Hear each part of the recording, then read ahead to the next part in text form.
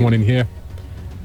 Few of the others, but oh yeah, Twitch might have ripped just then. We said it like went down for 1 second, so I don't know.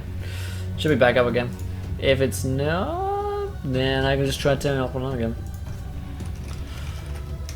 I'm gonna take this as a quick. Yeah, take a quick bye break. Mine says that we're still live, so looks like we're back. Yeah, we're back. Yeah. Sorry, apologies for that, folks. Everybody, panic! So yeah, he says, there were a few others who went with us, but I mean, I don't think they saw much. I got the furthest. You see, I'm brave. There was an arrow, like a trap wall, started firing out towards us. As soon as we entered, we stepped on some kind of pressure plate, and it went off. But I think maybe all the arrows are used from it now. I wouldn't count on it, but pressure plate, that's exactly what I was looking for. How far in was this? Maybe 15 feet. Somebody say plate. Gideon's got a plate. I'm just all about the plates this session. Yeah, Right. you got this. All right. So, well, you said you got the furthest.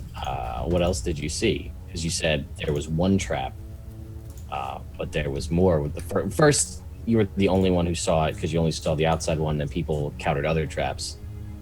So I don't really believe a word you're saying. Just tell me what happened. It is true. There was a trap, but I saw a shaft. I saw a dark shaft, which looked kind of scary, and that's as far as I got. All right. What do you mean? I mean like a big oh god, big hole thing, like a chute. Anyone in here give me more information? I don't think so. I'm as far as.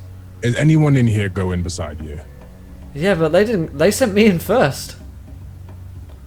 So you were the front man. Yeah, I guess. Who sent you as the front man? I mean, they all decided. Who's they all? Well, the 5 we went in with, and then the other 2 died, and then there's just the other 3, and I'm gonna go back over to Quinn, Okay. and just ask him a little bit about who set up this mission. Yeah, he says that Yorvis like paid for it, and that he sent the 5 men in. Like, You chose them. yeah, I figured it'd be pretty easy after the other domes that we did before. Turns out I was wrong, but Lee's lot aren't really good for much. Most of them are green. Why not you? Well, Yorvis is pretty insistent I stick around here to protect him. So I've got to send in the others. He's a little bit paranoid, believe it or not. Paranoid? What for? That someone's gonna come and hurt him. And honestly, I can see why he might have a few enemies. Guy like him. Tell me more. Well, he's a bit of a twat, isn't he? Right on. And thank you to Redneck Bong for following. Welcome to the event, my friend. You're a gentleman and a scholar. Only 6 followers away from another viewer decision. Good lord. So yeah, Quinn Work to go with the plate. Guys. So he says, I'm going to thank the young soldier for speaking with us, and thank him for, being so truthful today, and really appreciate him, and head back over with Rocky and Garrett. "You're welcome. I pride myself on my honesty." Quinn, when we walked in this tent, you said we didn't look like much. Yeah. No, how so? Well, I mean, this guy doesn't look that much of a fighter. Sure, yourself, you're pretty strong. I'll give you that, but he probably kind of points to Garrett and Gideon in some regard. Yeah, Gideon walks over with like a 7-foot battle hammer. Mm-hmm. Yep, don't look like much. Yeah. Well, you said I looked like a fighter, so you're right. You get a pass from me. Gentlemen, if you want to let it go, it's on you. The wolves don't care much for the opinion of sheep.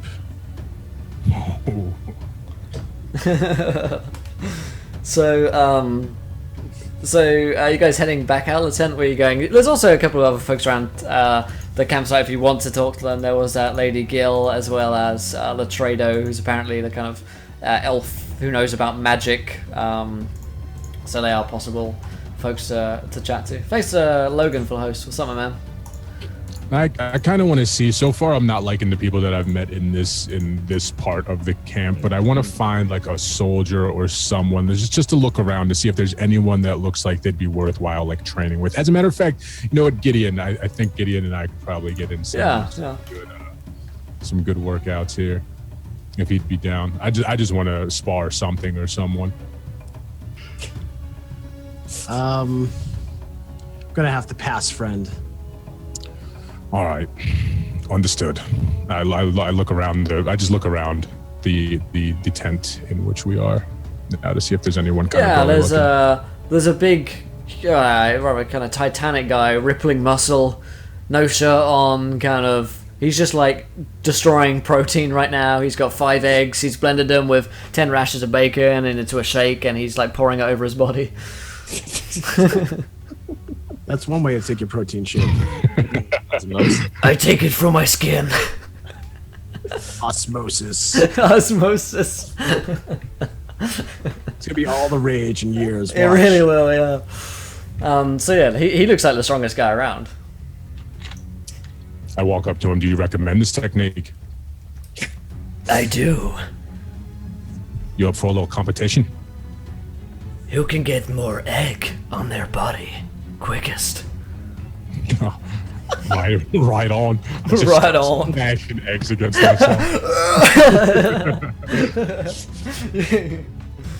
Oh man. Yeah, you just begin to crack eggs on your body, cut really loose. Glad I declined. And What do I get... do to beat them? Do I roll performance or something? Yeah, remove performance check. I'll give this code. And I see him starting to smash. Oh my god, it's a nat 1. Well, never mind. I was gonna give him guidance, but now I'm not gonna. This guy rolls a 5, so both of you got like, it's like a really ridiculous show that's actually not very impressive whatsoever, because you've actually only got 3 eggs between yourselves. And so he grabs 2, cracks them on himself, you grab the last one, crack it on yourself, let out a huge like "Rah!" And then you're like, you go to grab more eggs and then there aren't any more. They're just gone. They're just gone. And you're just standing there like, oh. You can always share the eggs. I mean, we could like... I mean, that's not gay. If we like, do it for protein, right? Like I've rub got our, some- Don't make it weird. like rub our bodies some together. inexplicable meats. Okay, I like that. I'll eat those meats. I pull out my inexplicable meats. How about we osmosis these meats? I just start rubbing. Rubbing them in. I look over to Quinn as this is happening, and I just see what his take is on all of this. Don't actually say anything, just watch his facial expressions. Oh man. So yeah, you osmosis and train for a bit, but so Garrett, you watch for a bit and then you decide that you've had enough. This is simply too sexy. So what does Garrett do? I'm gonna go get some information. I'm going to Gil's tent. All right, so you go to the sorceress's tent, and of course, Gil's tent is filled with potion cellar, and herbs and scents and aromas. She's got one of those white girl candles burning, which smells really good. You're not quite sure what it is, but it smells a bit like fall. And maybe pumpkin spice lattes, and you and Gil's What's basic ingredients in this candle? Gil's got one of those beds which has got like the drapes around it, so you can see through. And she's like asleep on the bed, and she's wearing like a kind of like transparent kind of thing, like little number going through like the semi-transparent kind of shades, and so we've kind of got. Don't make fun of my candles. So yeah, revolve it, man. If you ever want to work out down the gym, I've got some great eggs we can use together, man. Great day. Great A, great A eggs, man. Are they white or brown? The eggs? Yeah, it's very important. Well, you'll find out. They're double yolked, baby. So yeah, you enter the tent, and she's just asleep at this point. She hasn't noticed you. Then I will turn around and look out, throw my pencil on the ground, and Fuck you, Gil. just kind of do a like clear my throat, not looking in her direction. She kind of like moves a bit, and then she kind of like looks up, and she's, oh, sorry, I was just taking a nap, and she just gets out from the drapes and just starts like undressing, like completely, and then redressing like in front of you. You said something about information. Oh, he did? You did. What kind of information were you looking for? She said as she bends to put on some pants. You said you have also. I've heard that you have knowledge of deep magic of the deserts and things like that, fire elementals and whatnot. Is that why you're here? Yes, actually, I'm very curious about information. I am a big fan of mysteries, and all of this is a mystery to me. So she says, well, maybe I can help illuminate those mysteries for you. And Wonderful. Do you have some books or something? How should we get to researching it and explaining? well, it's getting kind of late. I don't know if you want to work all night. Maybe we could catch some dinner first. I really just, after what I just witnessed, I am not hungry in the least bit. I know you don't know what I'm talking about. Is it the eggs? Oh, okay, so you do. Yes, it was the eggs. Sometimes he gets me to scramble them whilst they're on his chest. I don't know why I thought of that. Who needs viewer decisions when we've got Will? This plot, though. Sometimes he makes me scramble. Alright, because she's a fire wizard. Oh, okay. So, yeah. All right. so she says, but books, yes, of course. And she goes to get some heavy-looking, dusty tomes out from her chest, the one on the wooden one on the floor, and she kind of pops them open and pops them out, and you get these books, and she says, you might have noticed, but Jorvis doesn't really know too much. Yeah, I picked up on that. So in these books there's a little more information, but I will have to ask, like, you don't leave the premises, because these books are very expensive, and I've had a few thieves in the past, so... Don't worry about that.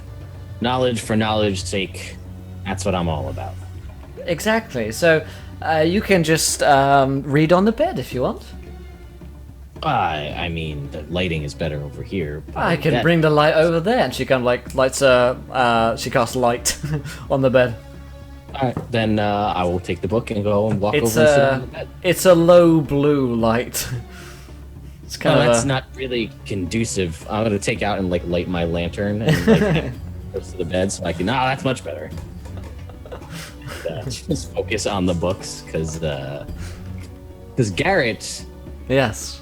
Has the worst charisma of anybody. He's got an 8. He's not great, and he's easily distracted by the promise of information. So he's just like completely clueless to what's going on. Just books, yes, Alex. So you start reading through the night, all night long. Well, at least until it's late. So you can roll me a. Let's see, just like a history check, just to learn, to take in some knowledge and information about the place. 13. 13. Yeah. So these tomes are kind of very. I don't know if you guys have ever had to like study an actual like text on an archaeology, which I've had to. I did an ancient history degree before dropping out to do D&D, but they're really fucking boring, and there's like hundreds and hundreds of pages, and there's so little information in them really, and you have to interpret everything. And it's just such a bad time. You're really sad. I mean, no, Garrett loves this shit, but it takes a long time to like sift out like the salient information from the books. So you do pick up on a few points. So the domes were built to serve a dual purpose. They were intended to be both a resting place for the previous priest king and as a storage site for the king's legacy. And so they're not just for being dead in. They are to, just a testament to your greatness. And you read about the June worms as well. They live in the deep desert off to the west for the most part. They do travel inwards occasionally, and they are connected to something known as the giant purple worm, which isn't even me making lewd references. That is 100% canon in the book. There all sorts of traps are known to be in places like this. You've heard of undead servants being known to protect the king in the afterlife and his body, which is very important because if his body is defiled by tomb raiders, then he will be dead properly in the afterlife, which would really suck. And kings don't want that kind of thing. And you learn a little bit about magic as well, and the kind of magic which she's into. Gil is fire magic, so you pick up on a few pointers there, but nothing too much. So she says, it's late at this point, it's dark, and she says, well, we're both getting tired, so you can just sleep here if you want. The bunks in Jorvis's place are really small. Well, I do appreciate the offer. I do need to get back and unfortunately see what happened with more of those eggs, probably. But I need to fill in the rest of For more books. Fine. Yeah. If any of your friends need a place to stay, then just... Oh, of course, I'll let them know. And I'll walk out. Great. So you head out, leaving the books behind. A social encounter well handled there, sir. And head back to Rocco, who at this point the eggs have kind of dried into the skin. The full form of osmosis has taken place, and he is filled with protein and covered in unknown meat at this point. Full of protein, ready to go to see Gil. Yeah, I'm gonna look to him and say, well, Gil told me that what's his face, Osmosis Jones over there, other guy. She sometimes scrambles the eggs on his chest with her fire magic. Maybe that gets more protein out. Osmosiana Jones.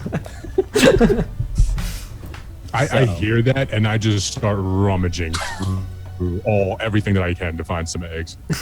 Roll me a investigation check. The only eggs you can find are hers.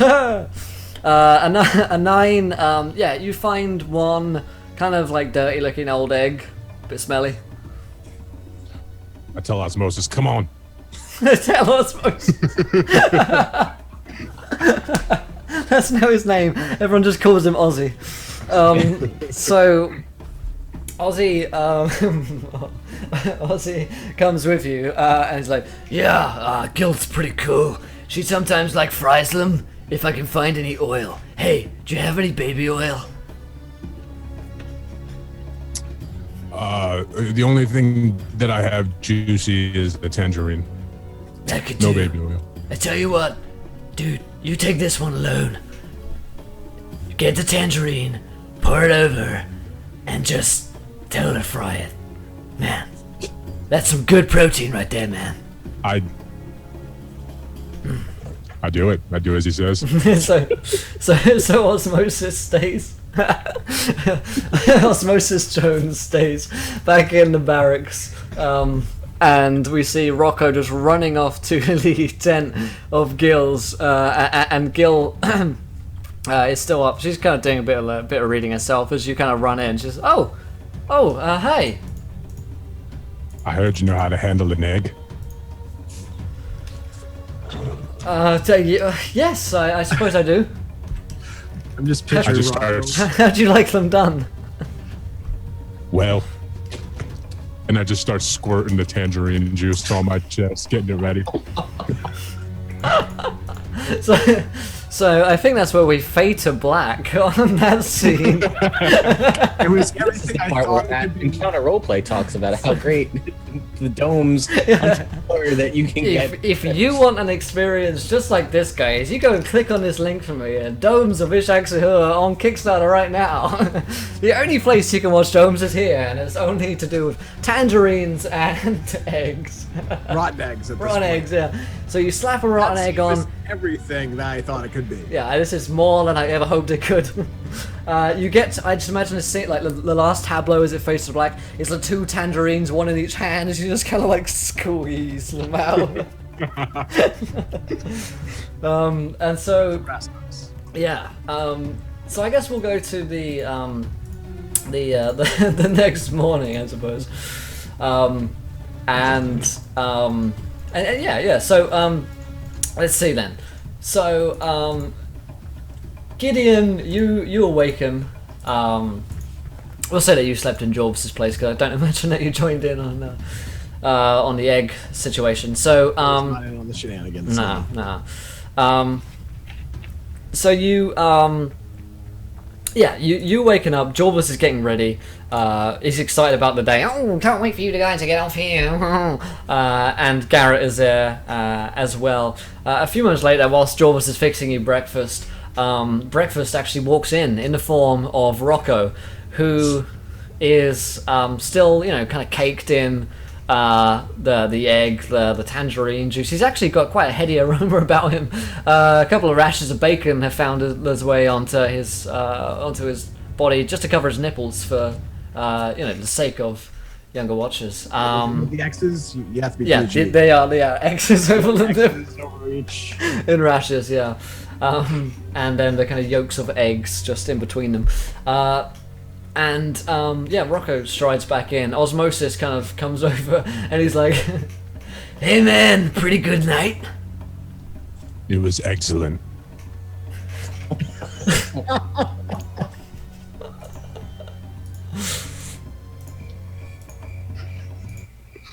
Well played. Thank you. Well played. Good game. That's That's our evening, guys. Thanks for tuning in. all we got time for, guys. Sorry.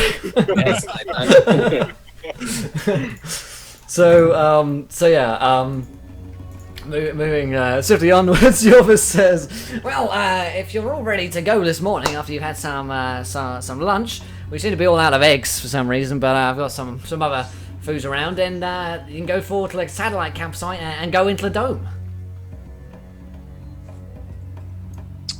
Yeah, I think we could do that. What exactly did you want? What was your purpose of us going to the dome exactly?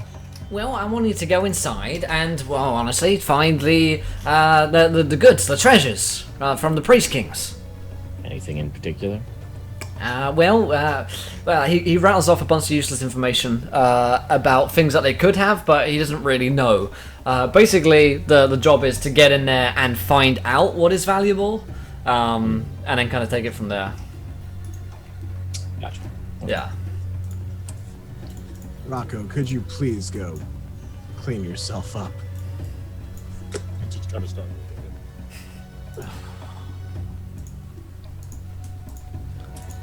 Like that. Never mind. Just keep it there. I don't want this. I turned to Jorvis. Would there be a potential for us to hire one of your men?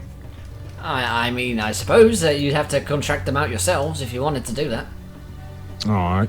How much gold about? I'd say one would come with you for 100 gold. There's danger paying gold, you see. I immediately undertake the action of hiring out Osmosis. Of course you do. So, thank you so much for that. Yes. Romance. Yeah, I can see it blossoming. Your decisions. That's what I said. Egg jokes crack me up. Lay them on me. Dear God, guys. Yes, Osmosis is like, thanks, bro. Appreciate it. Fist bumps with you. And Give him a piece of jerky as a sign of friendship. right.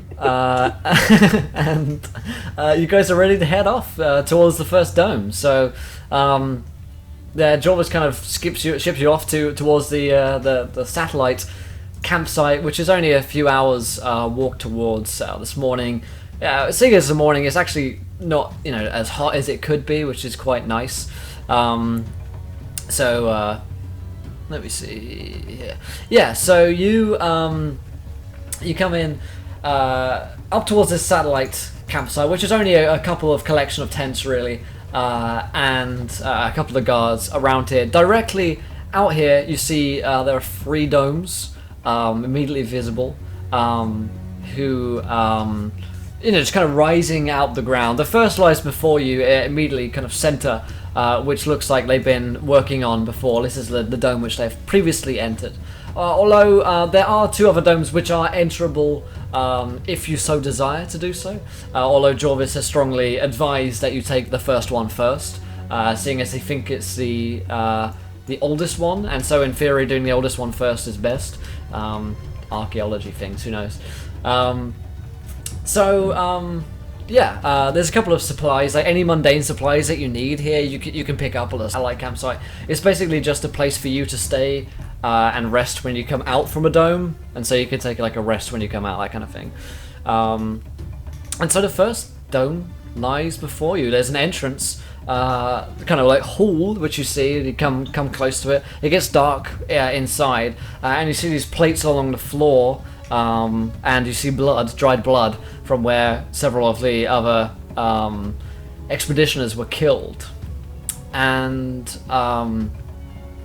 beyond that, there's like a darkness. Basically, it gets very dark very quickly.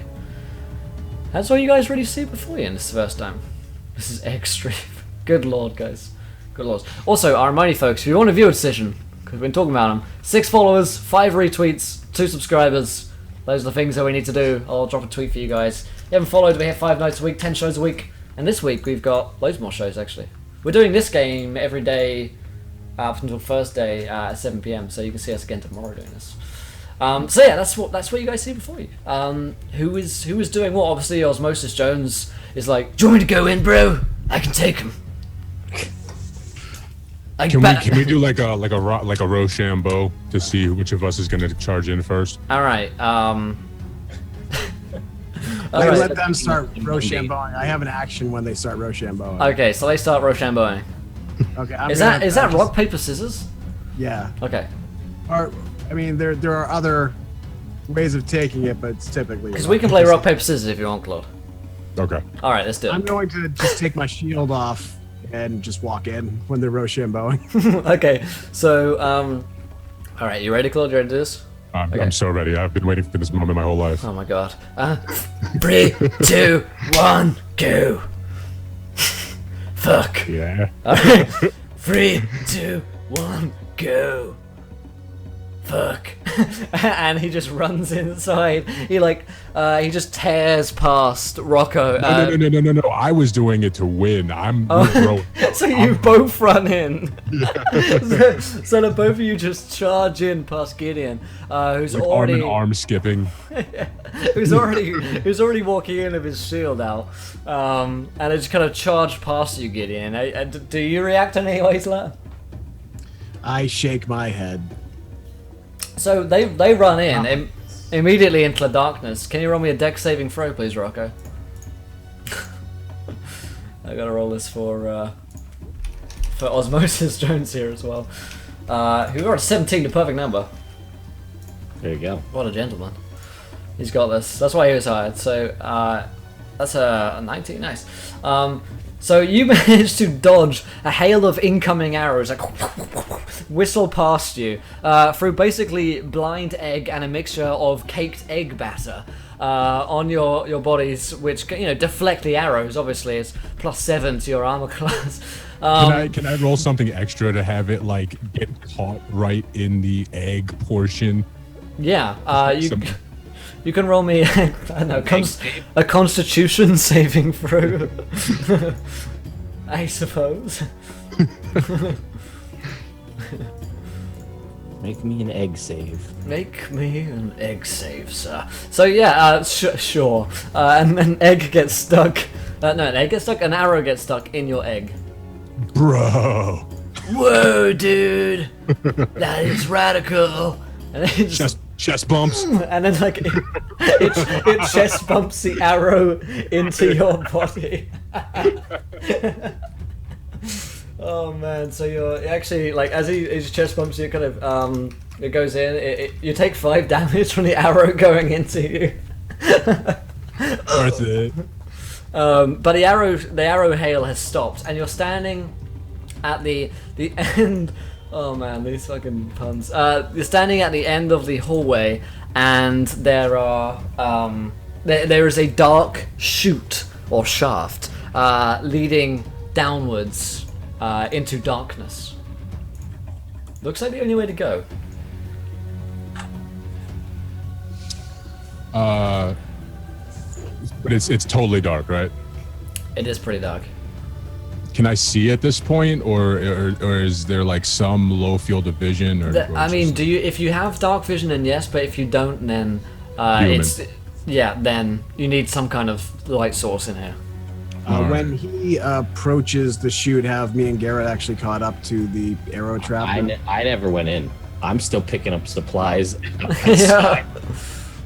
He said mundane supplies, so I'm like, well, a shovel might be useful, maybe, a grappling hook, maybe a 10-foot pole in case of trap. Like, I'm, like, not even paying attention, just thinking this through in my head, like, 15 steps ahead, not even paying attention that everybody else left. Well, I'm like... The entire party's gonna be through the dome. You're still like, oh, well, we might need a tangerine, and, no tangerine. Never again. I'm going to bring you onto a little map here just to show you a chute.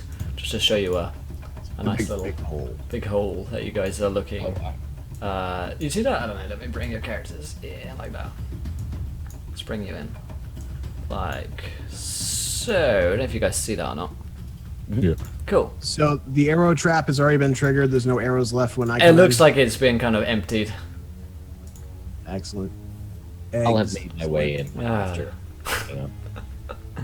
Okay. So wait. So this is a shaft leading downwards. Like it just drops. It just drops downwards. I mean, you see that the walls of the pit are made of rough sandstone, and the texture allows for good grip downwards, climbing up and down. And there are several rows of sarcophagi, which are actually built into the walls of the pit, starting about 20 feet from the top. These intricately carved stoneworked faces of coffins depict creatures decidedly humanoid, but with oddly elongated faces, curving horns, and goat-like legs.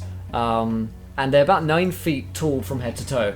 This is probably a human, but what the artwork of the style of this culture was not kind of realistic. It was if you look at like Egyptian artwork, they have like elongated faces and stuff like that. So I'm gonna. There's like arrow shafts hanging around next to the shaft. Yes, there are. Yeah.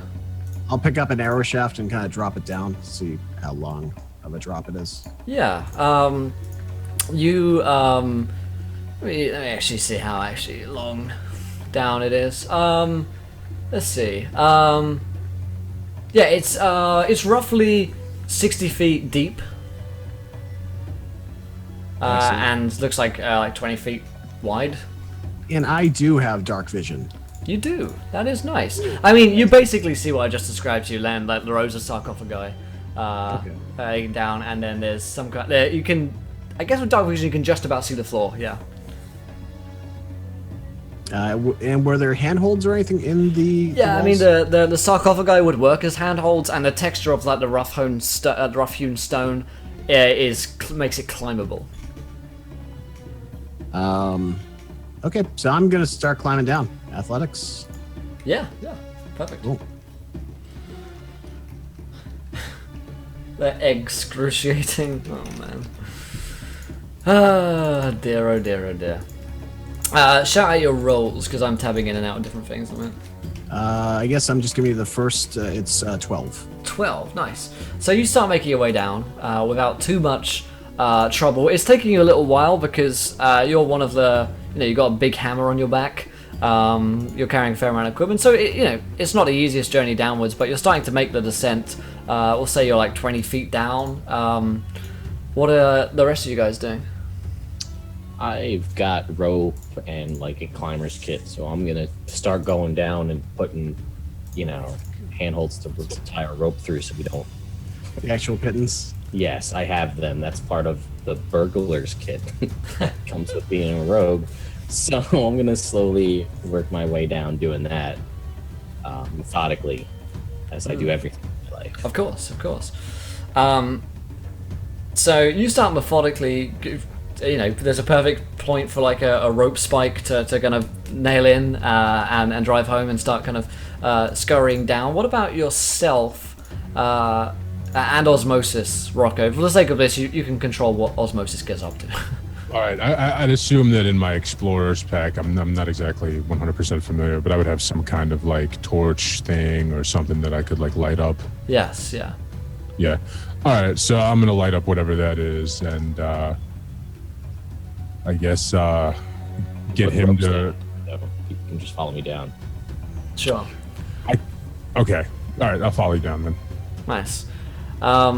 So you you're heading down, and Gideon is going first.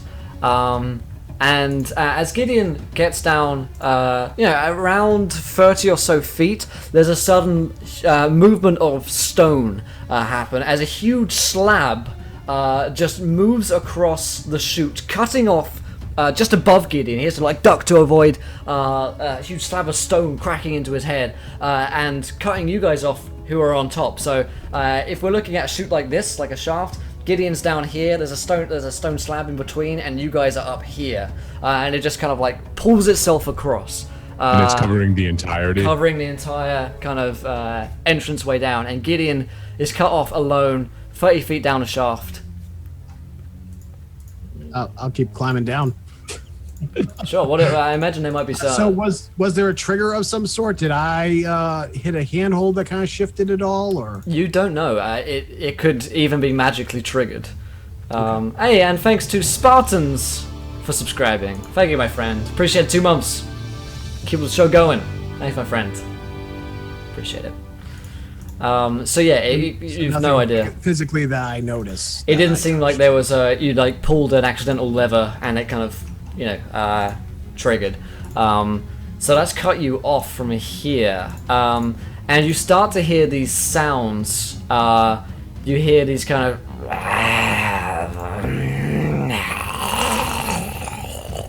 sounds as you feel the sarcophagi begin to kind of crack and open with this wrenching squeal, and several undead monstrosities pummel their way free from the stone. They're not like pulling these things off. These guys have gotten their fists and they have punched their way out of the stone. And this is like tough, ancient stone that these guys have just gotten their fists and just pummeled through. There's no flesh hanging from their yellowed bones, but there's a dull light of sentience flickering in their creatures' eyes. But for their hunched and warped spines, these creatures would likely stand well over 7 feet tall, with equine legs and weirdly elongated humanoid skulls, topped with goat's horns. They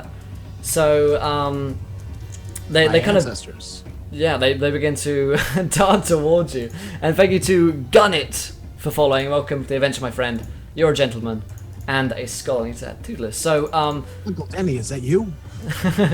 they just, and I've actually got a place to take you, sir, and that is here. So you are on one of these sarcophagi. I'm just gonna get rid of that because it's in my way at the moment.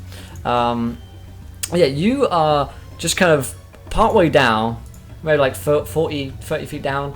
At this point, it slams shut, and we see these creatures just pull themselves out from their coffins into the kind of space which you're in, and you're still climbing down the chute, but these creatures are in the dark chute with you.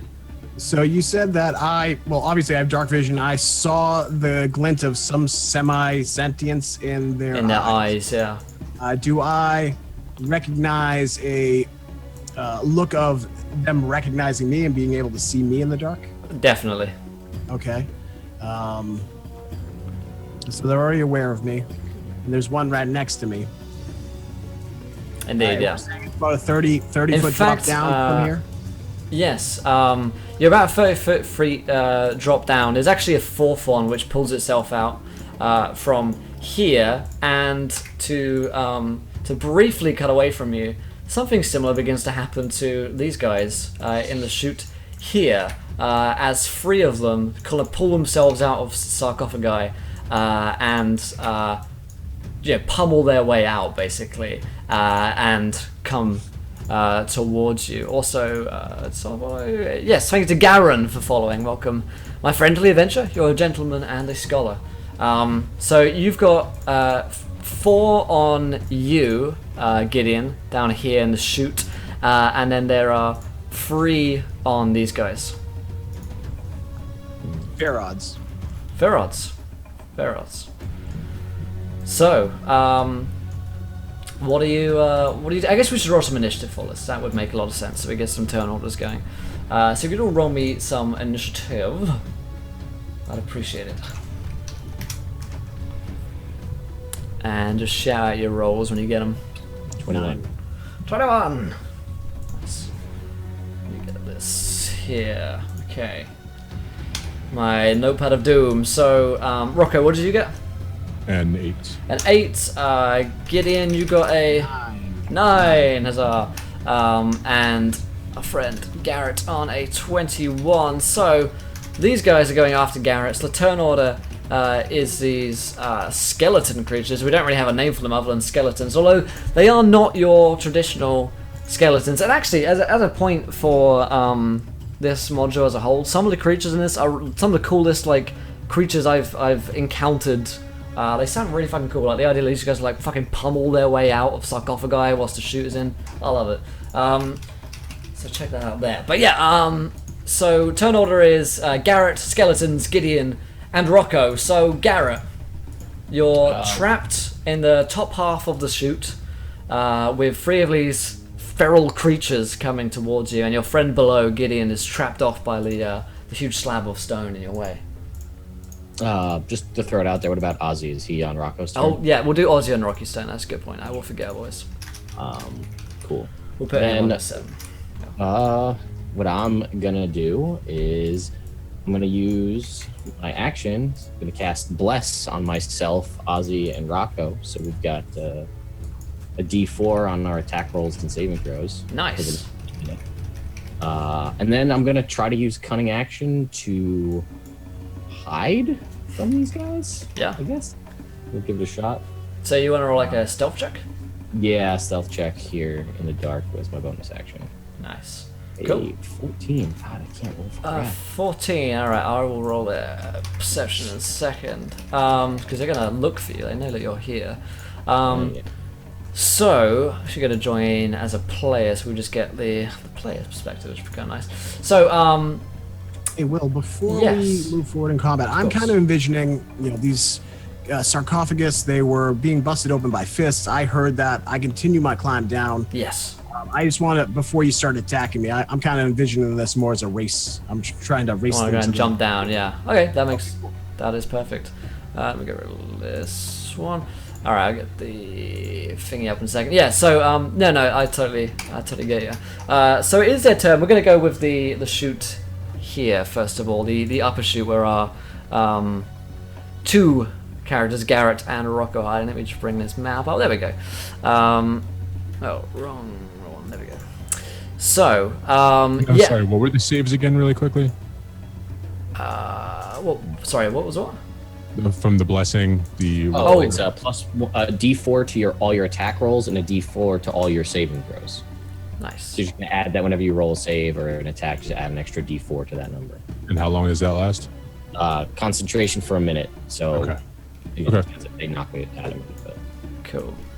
So let us find these guys' little character sheets. They're pretty cool little creatures, little critters. So they can climb really well, and they just kind of like hop their way along towards the group here. And let's bring them here. So, yes, these two are going to attack Rocco, and the other one is going to roll a perception check to see if he can see. See what he can see. And we find a perception. No, it's flat D20. Okay. Rolled 16, so he does actually spot you. There's not too many places to hide, and he just kind of goes in to attack. It has two bladed claw attacks. Luckily for him, he's got little kind of swords that are coming with their. Well, I guess their claws themselves are just the way that they're going to tear through you. And they hit 4. I'm going to roll some dice against you. So first one's against Rocco. 22 and a 23. Damn, that was good rolling. And one against Garrett is a 9. That's more like it for you guys. So Rocco is going to take 13 damage. His fingers just kind of like basically just like punch you and then they rake you with your claws as they kind of pull away. And these guys actually kind of have the jump on Gideon, so these two are going to be able to claw you as you're kind of going down. They're basically taking opportunity attacks against you as you're racing down, and the other two are going to race down towards the base of the room. These things can climb 30 feet a turn, so they are really agile. Just kind of go on their hand they're almost like bats, I suppose. You kind of cling to the walls and scurry down them. And so, Gideon, you're going to take 2 attacks for 11 and a 17 versus your armor class. Let me know if any of those are hits. 17 a hit? Yep. Cool. I can't use the shield on the way down, so I'm assuming. Yeah, that's true, yeah. So you take 9 damage, just kind of like punches you and rakes you with his claws. It is Gideon's turn.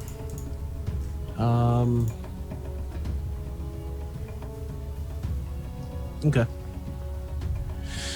All right, so I'm going to. We're saying that was the opportunity action. They're taking no. I mean, like, that is a kind of action, but in a sense, right, because I'm you gonna are continue climbing down. Yeah. Okay. So I think they actually have a thing for opportunity attacks. Let me see. They may take opportunity attacks without expending their reactions. It means that they can actually take multiple opportunity attacks each turn. Which is a cool design because Definitely they realize, like the creators have realized that people are going to just try and get away, and so they can just make multiple attacks. So they will take attacks of opportunity against you, 2 of them. Hopefully you can take it. Let's see. 120 plus 5. So you take a 16 and a 16. That matches my armor class. Oh, okay. So unfortunately, that's going to take some damage. 22 max damage as these creatures just like begin to like pummeling you over and over again, and then like clawing you as well with their other arms. But you do manage to get away down to the base of the floor here. But keep in mind, down at the base here, there are at least 2, and the 2 are still above you as well. As I climb as well, I want to use a bonus action to hex one of them. Whichever one's getting closest to the bottom. Sure. What does that do? It is. Sorry, I guess I can hit the thing. Hit the thing. You place a curse on a creature you can see within range. I deal an extra D6 whenever I hit it with an attack. Excellent stuff. I also choose an ability of. Let's see. So the abilities would be like the straight attributes, or is it actual skills? Yeah, it would be straight attributes or the ability skills. So he has disadvantage on any strength attack. Nice, cool. I can play music for Roll20. Or actually, strength roll. Nice. All right, that ain't bad. All right, so that is Rocco's turn, I believe. I punch my.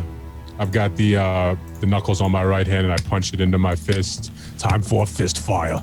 I go into a rage. I am going to hit the one to the right of me, I'm gonna hit him with the bladed gauntlet, and the one to the left of me with the brass knuckles. Nice. So the guy on my left Add a D4. doesn't hit. Okay, add a D4. I don't think it's gonna matter, but Right.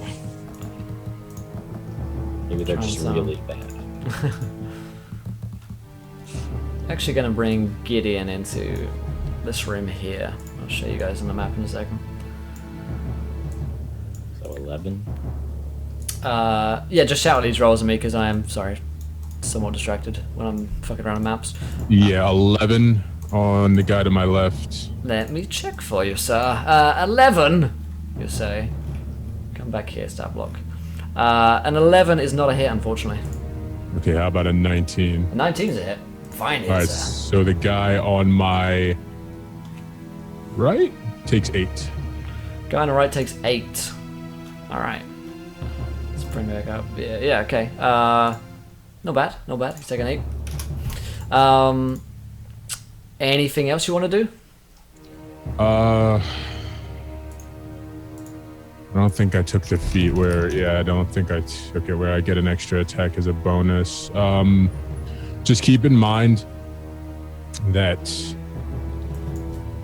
anyone within 5 feet of me, you have advantage on melee attack rolls. I think that'll be it for me. Let me see where am I on the map. We'll say right this is now? osmosis as well. Okay, oh, in that case, would I have had advantage for flanking or nah? No, unfortunately, it's not really. It's not a thing. Not a thing. Okay, I'm just gonna run to the other side. Nice. Okay. You will take attacks of opportunity if you do that. Bear in mind. Oh, that's right. I'll stay right there. I'm going anywhere. Did your attack add your rage damage? Your bonus? Oh, I didn't. I did not. For the extra it would've 2 on been them? an extra 2. Yes. Yeah. Yep. Nice. In that case, 610. That's much better. All right. Every little bit counts. That's Gideon's turn, Rocco's turn, and Ozzy's. Cool. So Ozzy Osmosis is going to go in hard with his fists of fury towards the one which already been attacked, which is a successful hit. He's got his battle axe, so he's going to do 11 damage to this creature, which is enough to fill it, and just kind of sends it down, scattering into the abyss. I got him, bro. Don't worry. And it's top of round 2, so it's Garrett's turn. Saved my bonus action to high five him on that one. Of course, yeah. I'm going to, oops, I don't want to do that. I'm going to bonus action disengage over to this guy, and I'm going to stab at him with my rapier with advantage, thanks to Rocco's being awesome. Cool. So 22 hit 22 is a hit. for 9, and then let's see if this macro works for sneak attack damage. For 12. So 21 damage. Nice. Now, does this music come with the Ishaq, Ooh, that would be cool. Does it?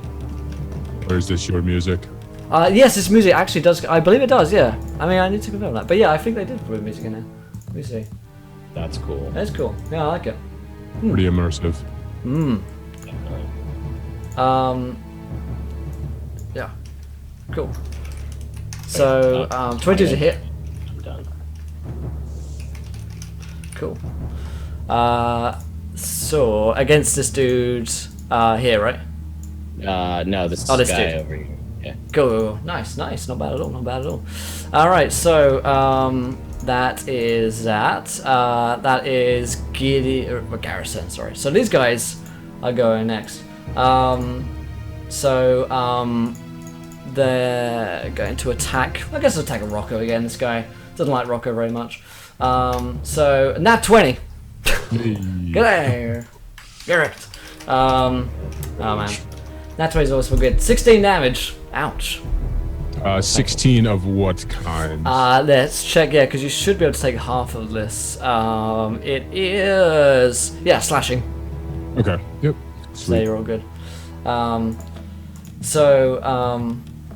let's see here. So this guy is dead. Good news. This guy's gonna come over and attack Aussie Osmosis because doesn't give a fuck. 7's a miss. So back down here. So some clarification for clarity. These two guys who were up here, they made attacks of opportunity against you because they moved away, because you moved away out of their zone. So they took 2 attacks of opportunity against you. Then previously on their turn, they took 2 attacks against you. They rolled max damage, so you're on 5 HP. These other 2 didn't attack you. They moved down to the base of the floor, and yeah. And it happens. The whole clarification was like, hey, I'm envisioning this as a sort of race because they're still punching their way out of the wall and I'm still just climbing down. And I guess you can explain it away by you said that they just climb faster than me, which is fine. But... Yeah. I mean, you're climbing down. You can only move half your movement climbing, so they move 30 feet. So these guys go down about the same time as you, but they roll higher on initiative, so they break out. Because under the same thinking, like, wouldn't I get opportunity attacks if they're moving out of a wall in my range? But it is what it is. You can make one reaction per turn, so yeah, you can take an attack of opportunity if you want. It's cool, man. We'll just keep. I mean, yeah, whatever. I don't want to bog this down. So. No, I mean, it's whatever. They take. They actually have attacks against opportunity attacks against these Narfian creatures are made with disadvantage. Pretty cool. I like them. So the whole like design of these creatures are that they fuck you up really quickly and die pretty quickly as well. So they're gonna, especially when they roll max damage, that definitely helps. So these two are gonna take a turn climbing down up here, and then these two are gonna move in to attack for 12 and 13, which are both misses. So that takes it to Gideon's turn. Back up. Oh wait, no, get in here. There we go. All right. So I am,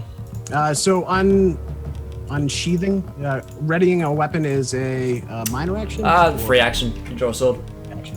All right, I'm gonna take my maul out and hit the cursed guy. Nice. Let's see, so I don't have this set up correctly, do I? There we go, 19. 19's a hit. Right. Fine hit. So I'm going to use a level 2 spell slot to Divine Smite.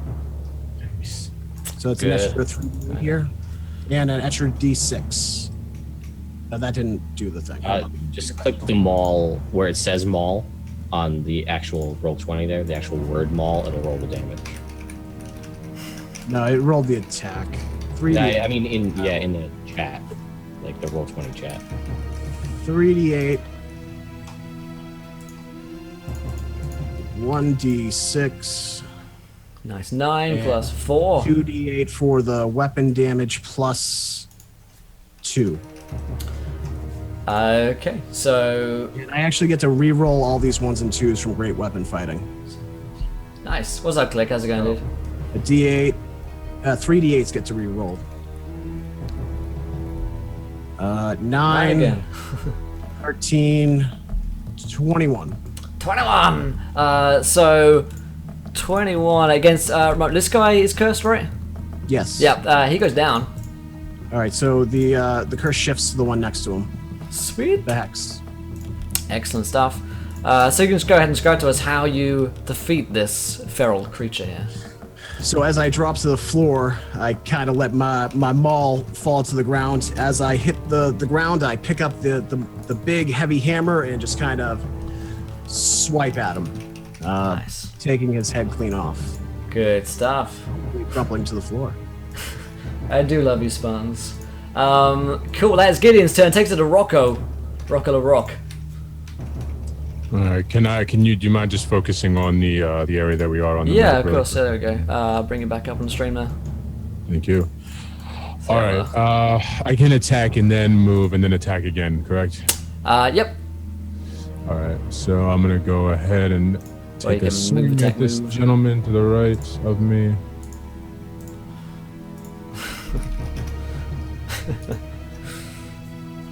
Surely you'll jest, sir.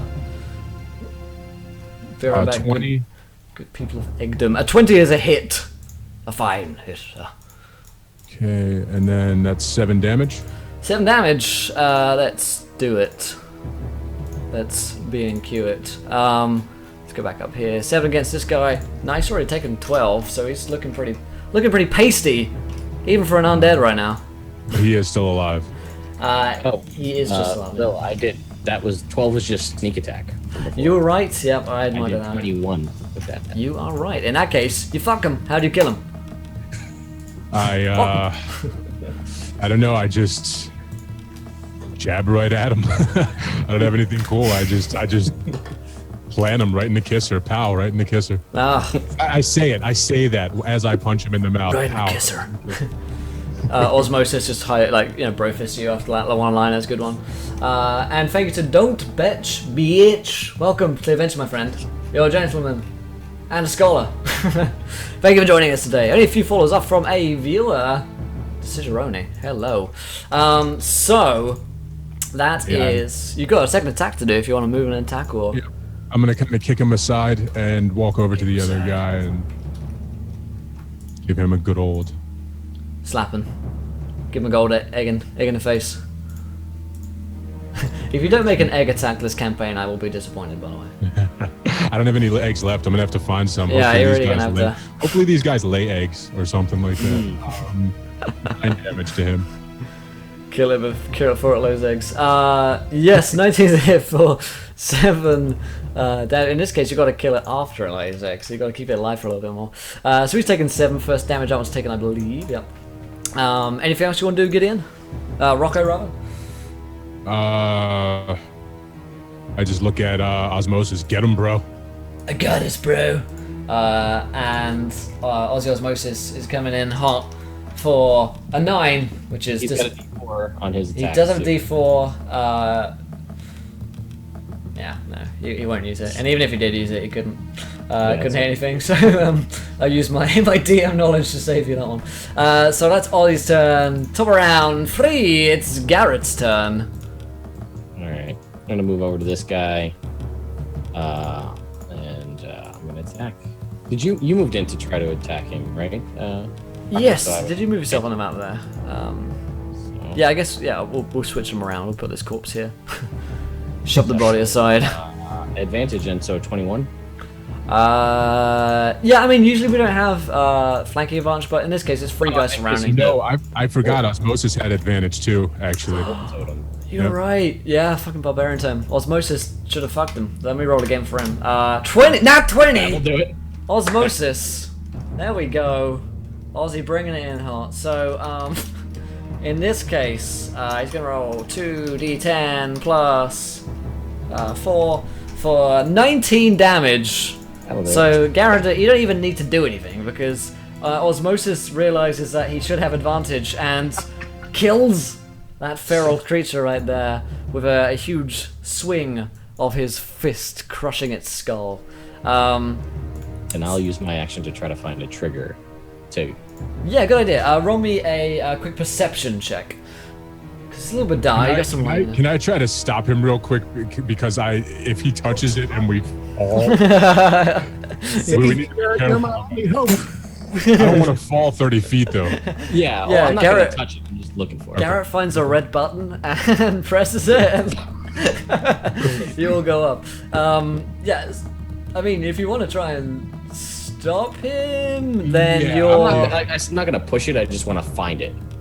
See if I see anything. Okay, yeah, that's true. So yeah, you spot a lever, or a lever, in the darkness, like 10 feet down from you. All right, then I'm gonna tell Ozzy and Rocco. You know, I think I found the catch, the lever for this. So we just want to get on a sarcophagus or grab the rope before we activate this, so we don't fall. I grab on. Aussie man, grab on.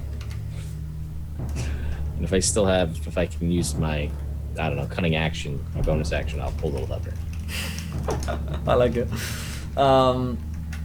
Yeah, I'll give it a cunning action on that one. So you just kind of like pull it while someone's looking. Just give it a sneaky tug.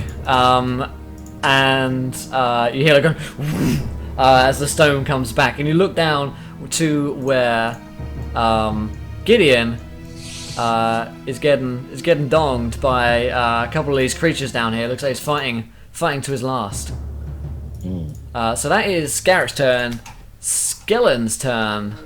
Time to go ham. Can't look. I can't look. Osmosis is like, no, bro. As this one comes in, and the other two who are still donging around come in to make attacks against a fallen friend Gideon, who is trapped for a 9, a 19, and a 13. So I'm guessing the 19 is a hit. One of them has a disadvantage, though. Yeah, I guess in the first one is disadvantage, and he might roll on that one, in which case we'll roll again, in case something funny happens. So he rolled 19 on his, so yeah, he rolled the 9, so that's a miss. So I guess in the 19's a hit, so you will take a little bit, 8 damage. Alright, I'm down. He just brings in the fist, you guys just, the slab opens up as the kind of fist from the skeleton comes from behind, and just knocks Gideon out cold. So Gideon's ripping right now, and he's gonna make some death saves. He's not down. Well, he's not out, but he is down. No, Gideon. There's like a slow-mo as all of you like above, and Gideon looks upwards as he relays, no. And rip Gideon. Gideon's turn, so death saving throw, and it's you got so you can pull out the hat here. Natural 1. Natural 20. Natural 20 is actually what you're out of looking here. Natural 1. Oh, I'm rolling. Yeah, you go roll death save. Yeah, sorry, my bad. It's all good, man. Nice roller. 20. 17. 17, the perfect number. You Is come one. back to life. you become a donga and live. No, you are. I succeeded. One success. What's up, Flair? How the fuck you doing, Josh? Good to see you, dude. That's Gideon's turn. Rocco. So Rocco, at this point, you guys are. Let me bring Sean and Rocco over here. So you guys are in the shaft, kind of looking down at Gideon, who is just below you at this point. So, what are you doing?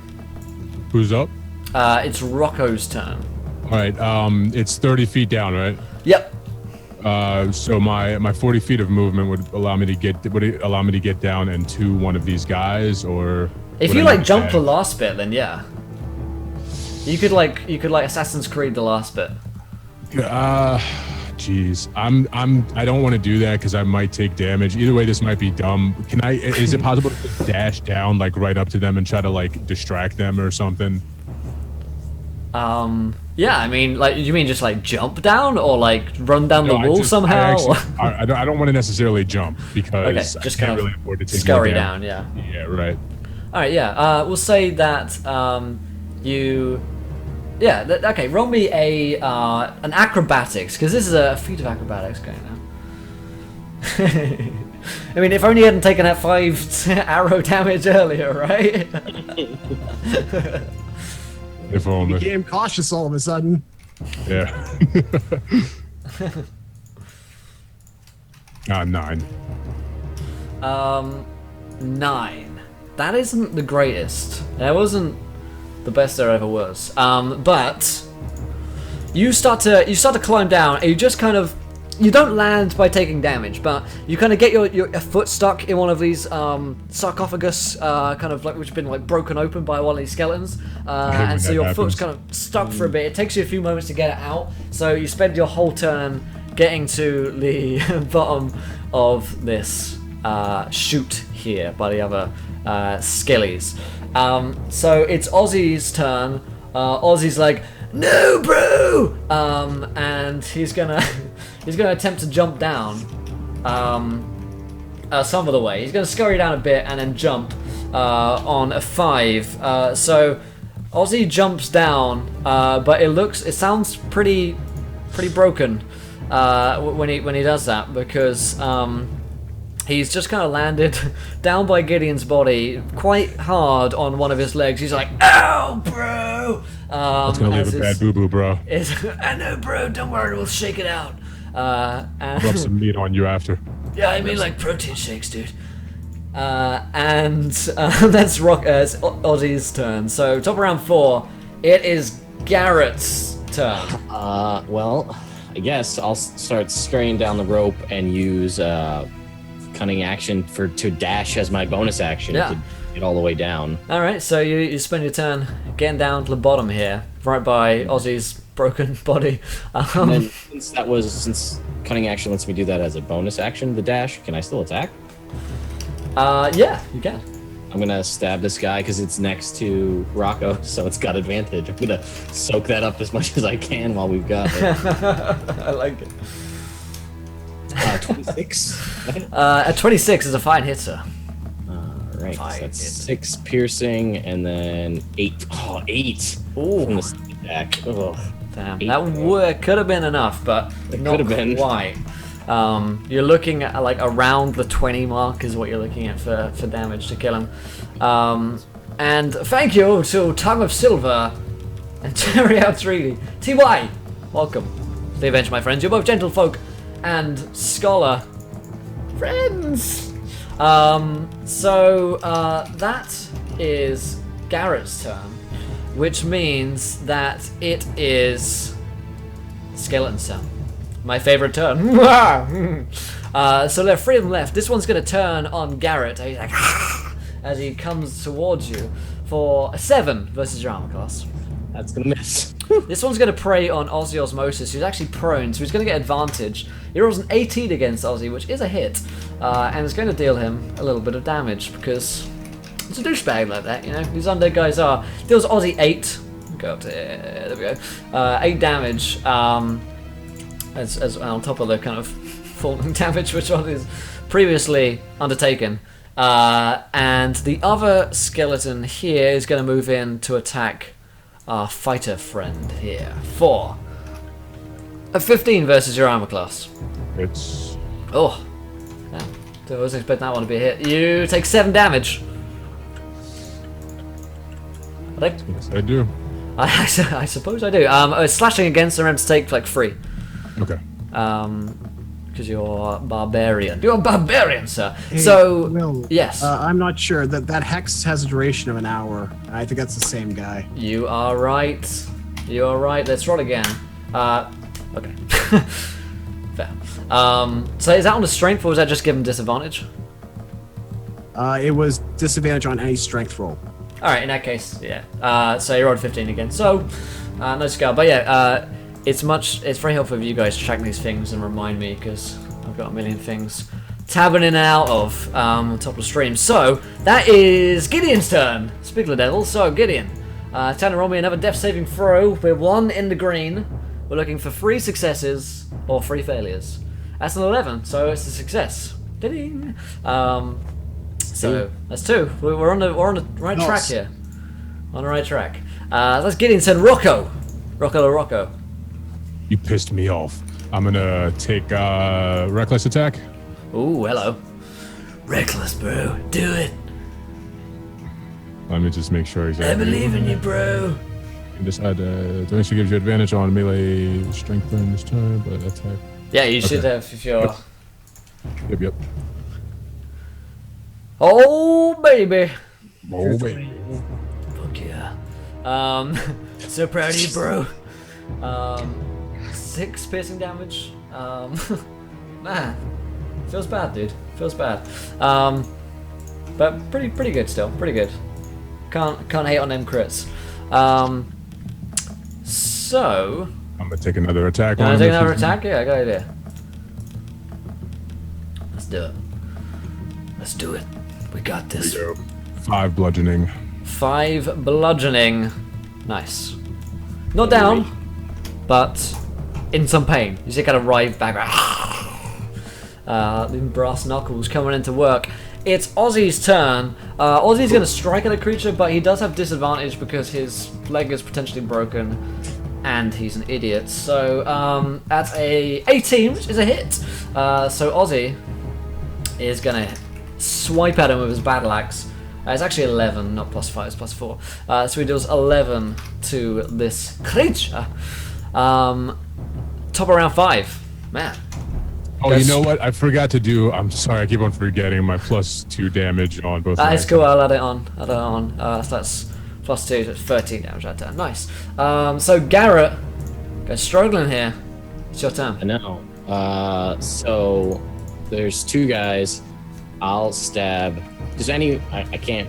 I don't really know which one's more damaged, but you know what? The one that I attacked, I stabbed before. I'm gonna stab him with my rapier. I like See how it. that goes.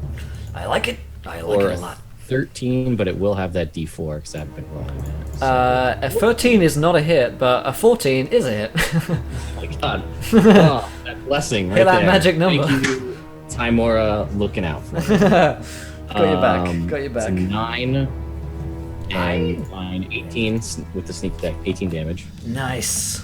18 damage is enough to kill this creature. How do you do it? I'm going to swing. This is a rapier, so it's the least fun to describe attacking with.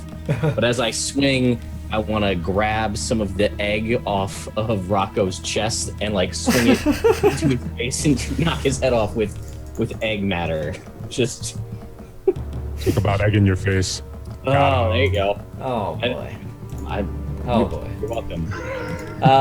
These are strong with these ones. Yes. And then, since I have a dagger as a I bonus don't know if action, strong is the word I'd use.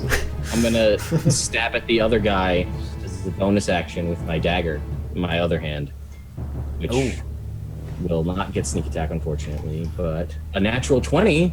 And that will do it. That, you That'll know. do it. So that's just, it doesn't get my modifier, so it's just 2d4. All right, let's see if we can take him down.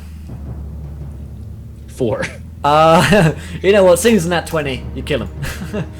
there's like 1 damage in it, and look how many folks. It's just To Dr. Jones coming to work today. yeah, you can't mess with the nat 20 gods. So you just kind of strike out with your dagger, kind of run it up through its mouth and through its neck, and dies on your blade, leaving just a 1 left attacking Rocco. No, sorry, Osmosis. So he's going to attack Osmosis with advantage. He's struggling here. Rolled a 23, which is a hit, which means poor old Osmosis, good old Ozzy. He's going to take 5 damage. He's looking pretty pale right now, pretty pasty. He's like, oh bro, help me. And it's Gideon's turn. So Gideon, let's get a death save. Oh. So 2 Close successes, to the grave. 1 failure.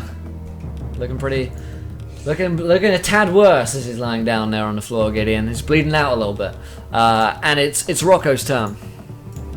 I'm going to just kind of peep around, like right around Garrett, and I'm gonna pull a javelin from my didgeridoo, and I'm gonna look at the creature. It's time for you to meet your didgeridoo.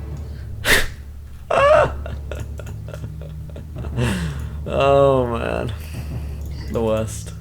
The worst. The actual worst. 11. Plus d4. Go D4. Oh, yeah. You want to roll a 3 or a 4 here? Come on. Come on. Oh. 12 is not a hit. Just whistles over its shoulder. Do I have another attack even with ranged or Yeah, just yeah. Okay, cool. There we go. More like it. 22. 8 piercing damage. How much damage has this guy taken? 10 yeah, damage. and he's actually taken 11, I think. So he goes down, a javelin just like through his stomach, like, and just topples to the floor. Nice. Nice. Leaving you guys somewhat alive. I'm gonna move over to to Gideon's dying body. Please, sir. I'm going to use a cantrip. I'm going to cast guidance on myself and make a medicine check to try to stabilize him. Because I need all the guidance I can get. Timora has been doing me good so far. Let's keep this guy alive. Yeah, let's give him a medicine check and see if we can stabilize him. 20. The 20 is a success. He's stable. If you roll me a d4, that's how many hours he'll be up in. 1 hour. So in an hour, Gideon will be awake. And we'll unrip him. But also, it looks like Ozzy has taken a fair amount of damage as well.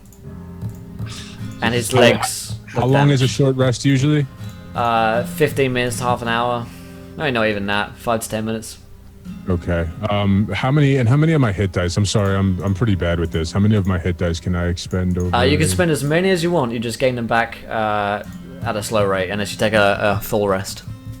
All right. I think I'll do 2 for now. I'm going to check out Ozzy's leg, make a medicine check again with Timora's guidance, and see if I can't make his leg better. Sure. And that one. Ooh. So 4. Yeah. 5. Wow. Your leg all right? You said it the wrong way. So yeah, you kind of try and administer the leg, but you really do more harm than good. And Ozzy's like, oh bro, just bring me some eggs.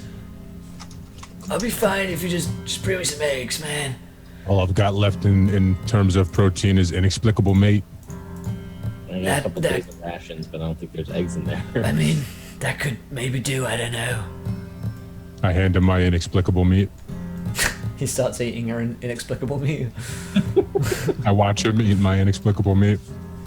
And it is good. I stay at the ready in case anything else comes in the room Sure. while we take this rest. Sure. Cool. So you take your rest, and it passes by fairly uneventfully. The room itself is pretty barren, it's just filled with a sarcophagi and leads out into a corridor off to the east. If you were to open those doors, looks like. After that time, Gideon wakes up, we'll say. So Gideon, No longer rip. he is Don't I no- roll dice or something to regain some hit points? you can do if you want to rest and spend hit dice. Then you may. Yeah. Yes, I would like to do that. It's just for the protein, guys. All the protein. That's all it's for. Well, that's terrible. Oh, plus your con mod. That yeah, plus your con mods. So Okay. So that's 5. I Okay. got 6 points. I You can can lay on spend hands those. myself, right? yeah, you should have at least 5 hit dice. You can spend as many of those as you want to until you hit max. So you can decide. I kind of want to take my time during this time to see if I know anything about these creatures, like see if I know anything about their, pack movement and stuff like that.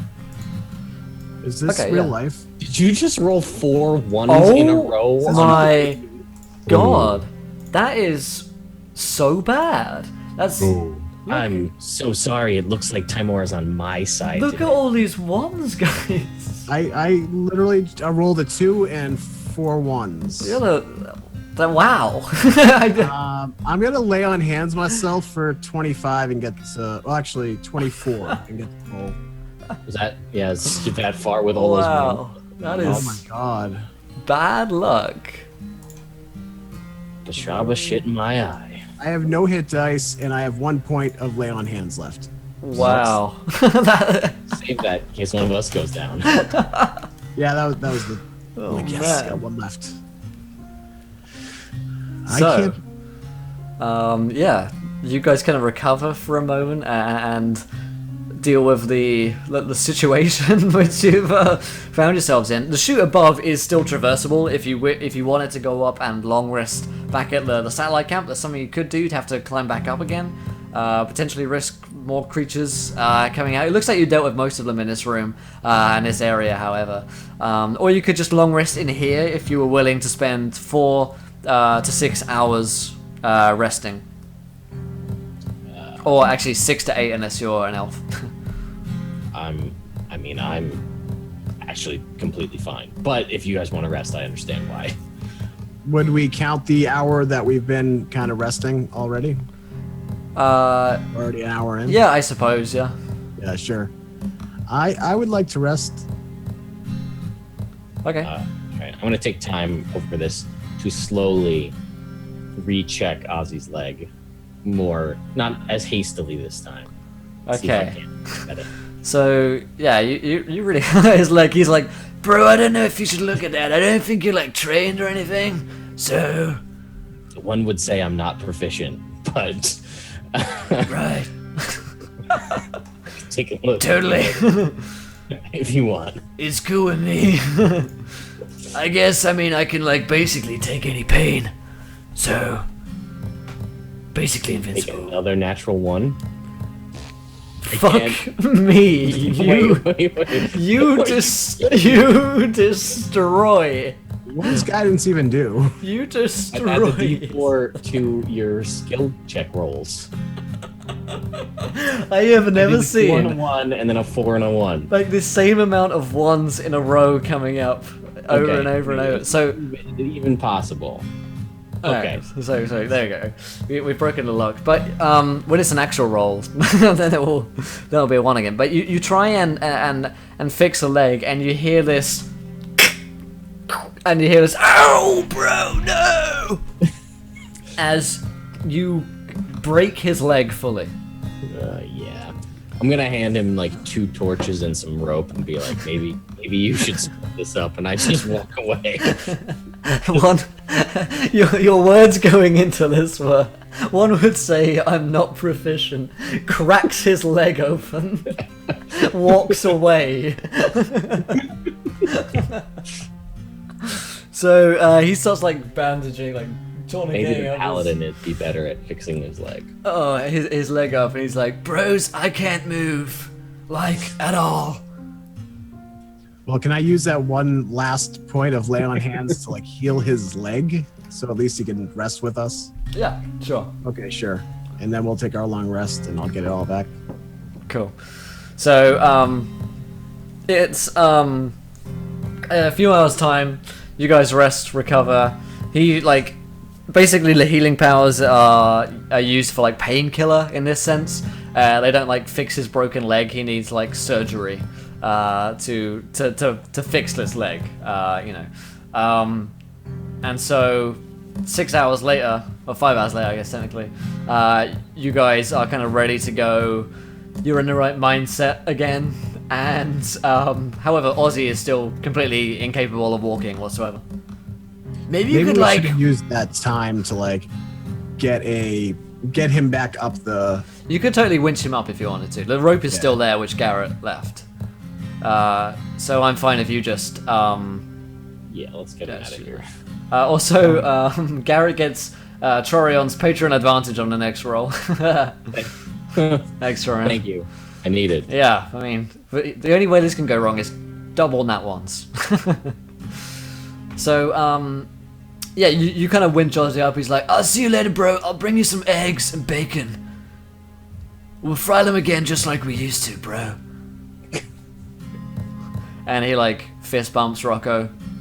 There's a single tear. There's a single tear going down his eye as the sad violin music plays. So He did didgeridoo. throw us. He threw us back down the rope. I hope. Let's roll for that. Oh. Because I don't know if Actually- Rocco's the smartest tool in the. Or maybe we don't actually want him to throw us the rope. We want him to keep the rope up there, right? I mean, you guys decide. Do you want him to keep the rope or? Because we're pulling the rope. No, I'm saying like we're pulling the rope down to us to winch him up. True. I mean, if he takes the rope, then you guys don't have a rope leading up. Yeah. So presumably you want a way back up. Let's just roll a quick intelligence save for Rocco. He rolls a nat 1 and gets a -3 to that roll. So he takes the rope. He then burns the rope, and Rubs the rope on his body for protein. he rubs the Really rope all wish I over didn't him. say- Rope, so there's something in there. He rubs it all over himself. He I'm not gonna say that. Yeah, and then he activates the arrow trap on the way back, probably, which is somehow refilled with arrows at this point, and then drags his body back to the satellite camp. Maybe we'll see more of Ozzy again, but he is a true Not at idiot. this rate. Not at this rate.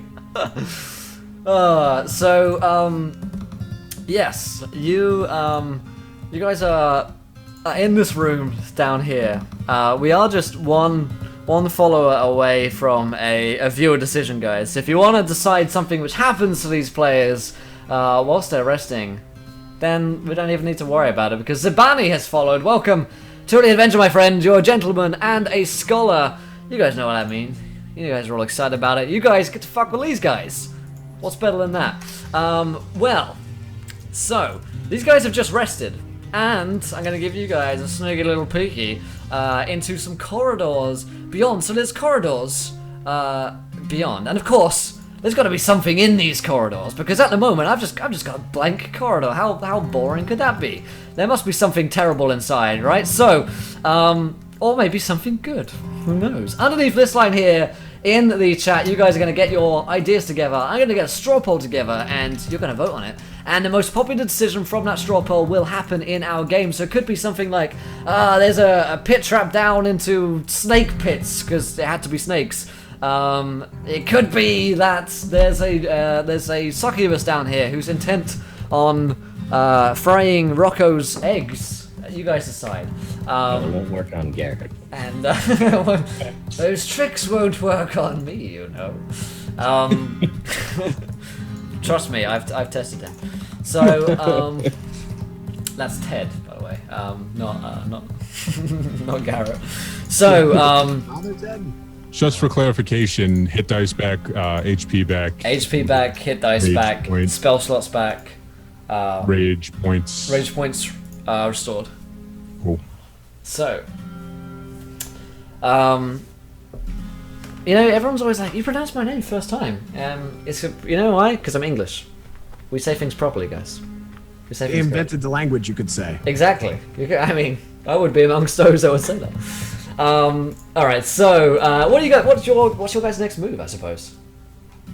I thank Garrett and Rocco for bringing me back to health. Must be the eggs. Yes. All Good for you. all of these ideas are about eggs. I guess I'm gonna head this. You said it's basically just sarcophagi all around, except Yeah. for like the door, right? Just the over here. door, yeah. I mean, you've had time to check this room out as well. Just real quickly, while we were resting, I wanted to take a moment to kind of try to see if I could get any inkling about like these creatures, like where they came from in the wall, to see if I can pick up any kind of information about like if there might be any more on the way or anything like that. You can just roll me a perception check for that one. Okay. Yeah. Magic cave chicken called Eggbert that can lay eggs on command. This game should be called the Curse of. The dome. Yeah, the Curse of the Dome. There we go. Well, what you guys don't turn the plate. honestly, That's what you need to do. I can't believe you guys haven't. I can't believe you guys haven't picked up on this like major clue. The domes are egg-shaped for a reason, guys. Is it coincidence or is it Illuminati? Eggs. You decide. And then you suddenly see that the eggs rise out of the ground and giant chickens are burst Catch forth. us. Dum dum Catch dum. us. So, you have a listen out. You can't hear anything else coming, and if they were coming, they've had 5 hours to do so, right? So, yeah, you should be okay. Do we think it's worth checking any of these other sarcophagus, or do you think that's just pushing our luck? You any good with disarming traps, sensing traps? Normally, yes. Today, I'm not feeling so lucky.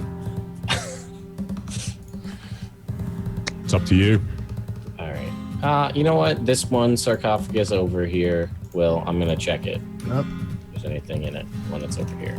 He's gonna try it. So, I'm gonna look for traps and then attempt. yeah, sure. Roll me a quick just investigation check. Check for traps. There we go. 23. Level Yeah. 23. There are no traps. All right, then I'm gonna like and look inside it. Excellent. So, I've got the poll ready for you guys, and go ahead and vote on it here. This will be the kind of final point for our story tonight.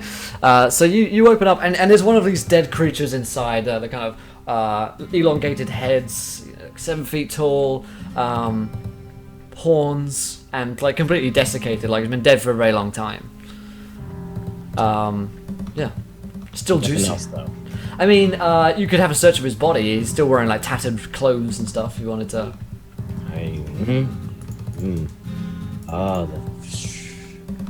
Garrett would search his body. So, because there could be something interesting, some relic of some kind. I'm Indeed, looking. yeah. So you have a search of him. You find some old currency which has of no real value, like in terms of monetary purposes. But you could take this back to your friend Yorvis. Yeah, Yorvis. And he could probably do something with them, or you could sell them off yourself. You find a dagger upon it, a very old stone dagger. And that's basically it. These guys weren't particularly rich themselves in death. You know, like the main loot would be in the heart of the place. You know. Mm-hmm. Okay. Then I'm gonna shut the sarcophagus and then go back to the group and be like, yeah, it's not worth it. So we can head through that other door. Check that one for traps. Cool. See how long the luck holds up for there. Yeah. Garrett. So, you, let me get off there. Yeah, you head out into this chamber beyond, after the stone doors, and you're out into the kind of corridor, right? Let me bring you guys in. I can't move good in, you can move a token into this corridor here. And there is the Rocco. You hear something kind of coming from back where you came. Actually, back from this room in here, from the chute. I don't know what's gonna happen. Should I roll to? Is it automatically obvious to me what it is? Or? I mean, you've got an innate sense, you know these things. Guys, I think there's something that I have to attend to. I walk back into the room. There is a chicken in the room. It appears to have floated down somehow. It has a little collar on it, like a dog. A gift Named from Ozzy? Eggbert. And it says, "From Ozzy with love." I knew he wouldn't leave us alone down here. Pick up the chicken and just start petting it. So yeah, we did it for 30 retweets, but we don't have time to do another viewer decision. So what I'm going to do is I'm going to take the second most popular decision from that one. And so you're taking out Eggbert the chicken, who's already plopping out eggs for you. When you kind of turn back, and Gideon and Garrett are looking out into the corridor, and there's a female who looks quite a striking resemblance to Garrett, and they're at a table. But she's obviously a woman, and there's a woman much more muscular and large, like Rocco, who's kind of pounding away here at this bowl or something. And there's one which bears a striking resemblance to Gideon as well, just in kind of female form. And you see that He's hot. you see that they are all making eggs. So meta. And so, on that bombshell, that is where we are going to wrap up the first episode of Domes of Ishaq-Zahur here on Encounter Roleplay.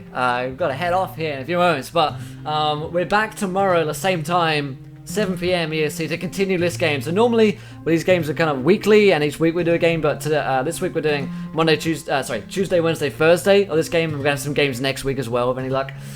So that's where we're going to wrap up this one. Let us know if you enjoyed today's episode, and if you're looking forward to the game tomorrow. If you did enjoy the show, hit that follow button and join us in our adventure. Of course, we're back to another 9 hours of D&D on Encounter Roleplay. I'm pretty excited. Tomorrow's Wednesday, which means Storm King's Thunder, guys. Dun, dun, dun. Storm King's Thunder prep at 1 p.m. EST, followed by the Storm King's Thunder game at 4 p.m, followed by this at 7 p.m. Man, it's going to be a great day. And then Thursday as well. Looking forward to it. So, let's go around our cast members, say thank you to them, and see what they get up to in the internets and in the world. So, Clary, you do things on the internet, right? I do all the things on the internet. I'm Clarity GGTV. Make sure you, if you would feel so inclined, as to check me out at twitch.tv/ClarityGGTV, or check me out on Twitter as well. We are doing Vampire the Masquerade directly after this. Nice. And it's going to be hilarious. It's going to be great. Awesome stuff. Again, Will, thanks so much for having me. Can't No, I wait for appreciate it. tomorrow. Looking forward And to it. definitely check out this Kickstarter. It's, Yeah. Great game. Yeah. I'm gonna go ahead and chickens. yeah, of Eggs course. of Ishaq-Zahur. Eggs of Ishaq-Zahur. If you didn't catch the name, and let's see if you can find it. Again, the link to Domes is there. We do encourage you to go check it out, and it helps support the channel that we do these promotional shows, so that I can keep doing this because this is my job, and playing D&D is a lot of fun when I get to play with guys like these. So help me keep doing it. So Claude, thank you for coming along and playing, my friend. Excellent. It's been quite good. I didn't want to say excellent again for out of fear. But yes, I am Claude Bernhard. 3 words, 1 name. I am on Twitch. I am on Twitter. I do basically like a medley stream of all kinds of different stuff. We play party games, Quiplash. I eventually want to do some role playing on my stream as well. Got to figure that out. But yeah, hope you guys come by and hang out sometime. Definitely. Go check out Claude, my friends, Clarity. And finally, Ted from Nerd Immersion. Yes, hello internet. I am Ted from Nerd Immersion. You can find me do a lot of videos, D&D and stuff related on YouTube, on all social medias. But you can find me here on Twitch as well. I stream weekly D&D content. It's crazy. Every 50 followers, we do a one-shot where one of the players DMs a different game. We just did that for 6 hours yesterday. And I show up here for Will stuff when he randomly messages me like 2 days before and is like, hey, Come on, play games, me. and then he tells me the day up, like, oh yeah, this is what's going on. Jump in. Sometimes you're Sean Connery gnome guy, sometimes you're Christopher Walken. Every day is a new adventure with us, isn't it, Ted? Yes, it is great though. Did not think we were gonna be anywhere close to where we're at to start where we are now. With chickens and eggs and Oh yeah. Well, thank you guys. Go check out Nerd Immersion there. Go check out Claude Bernhard and Clarity GGTV. All have great channels, do great work, and great players to play along with in Domes of Ishaq-Zahur. Once again, one final plug. Go check out Domes there. And go support them because they put in a ton of work. I mean, just look at the amount of work they've put in just in Roll20 and stuff like this, and we're having a great time already. And there's so much more to come. There's so many cool puzzles, traps, monsters, and stuff that we're going to encounter, and of course eggs. So, but until next time, guys, thank you for watching. I've been Wolf from Encounter Roleplay. I'll see you guys tomorrow, starting at 1 PM Eastern, finishing at 10 PM. And until then, try not to roll too many nat ones because you want to be here laughing when you do. Good night, folks. Stay eggy.